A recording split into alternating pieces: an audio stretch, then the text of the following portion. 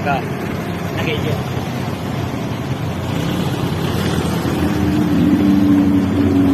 Assalamualaikum warahmatullahi wabarakatuh. Kepada Bapak DPR, para legislatif yang ada di Aceh, dan tolong bantu kamu dah para pupil motor minyak solar kau bayar. Ya, jadi sini pantau dah nak awasi para legislatif dan eksekutif terkait tentang minyak solar yang nak kusuji kamunya di Kabupaten Aceh Raya dan Banda Aceh. Nya minyak cukup tu tak duitnya. Jadi kamu hanya melekeh pelain awak orang anggota DPR. Kamu cuma melekeh minyak berjalan berlancar. Terima kasih. Assalamualaikum warahmatullahi wabarakatuh.